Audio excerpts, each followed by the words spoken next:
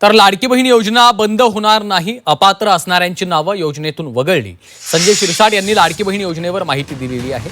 तर लाडक्या बहिणी नको झाल्यात का असा सवाल रोहिणी खडसेंनी केलाय। लाडक्या बहिणींचा खंबीर दादा नाही असं देखील खडसेंनी म्हटलंय।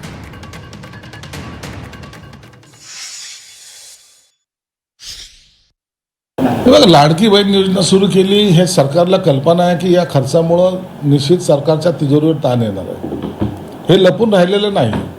परंतु लाडकी बहीण योजनेच्या माध्यमातून सर्वसामान्य भगिनीला तिच्या पायावर उभं राहण्यासाठी, तिचा संसार चालवण्यासाठी, तिच्या मुलाबाळांचा सांभाळ करण्यासाठी ही दिलेली रक्कम ही आम्ही जाणून बुजून दिलेली आहे। आम्हाला हे ताण पडतो हे माहिती असून सुद्धा दिलेली, परंतु याचा अर्थ असा होत नाही की कुणाला सहकार्यच करायचं नाही।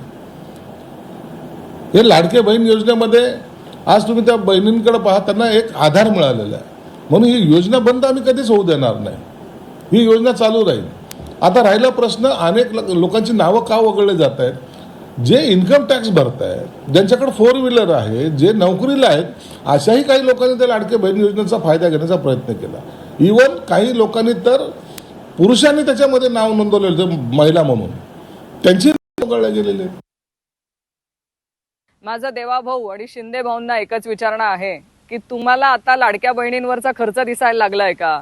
तुम्हाला आता लाडक्या बहिणी जड वाटायला लागल्यात का? जिथे तुम्ही लाडक्या बहिणींचे सगळे लाड पुरवतात, त्यांच्या सगळ्या हट्ट पुरवतात, तिथे महाराष्ट्रातल्या माझ्या लाडक्या बहिणींवरचा खर्च काढण्या इतपत किंवा आता त्यांच्यावरती होणारा खर्च हा तुम्हाला जड वाटायला लागलाय का? आज लाडक्या बहिणींच्या पाठीशी खंबीरपणे उभे राहणारे लाडके दादा नाहीत, पण माझी सुनेत्रा वहिनींना विनंती आहे की महाराष्ट्रातल्या लाडक्या बहिणींच्या पाठीशी खंबीरपणे उभं राहण्याचं काम तुम्ही तरी करावं। राज्य सरकारला ही योजना परवडत नाही, आता रद्द तर करता येत नाही, मग एक टप्प्यात थोडे थोडे थोडे रद्द करा। आता मागच्या काळात 81 लाख महिला ह्याच्यातून कमी झालेल्या आहे आणि आता 10-11 लाख कमी झालं म्हणजे जवळपास 1 कोटी कमी झालेले आहे। म्हणून राज्य सरकार मला असं वाटतं खर्च झेपवत नाही, म्हणून योजना रद्द करता येत नाही, म्हणून अशा पद्धतीनं काही ना काही KYC म्हणा वेगवेगळे कारणं देऊन महिलांची संख्या याच्यातून कमी करतं हे स्पष्ट आहे।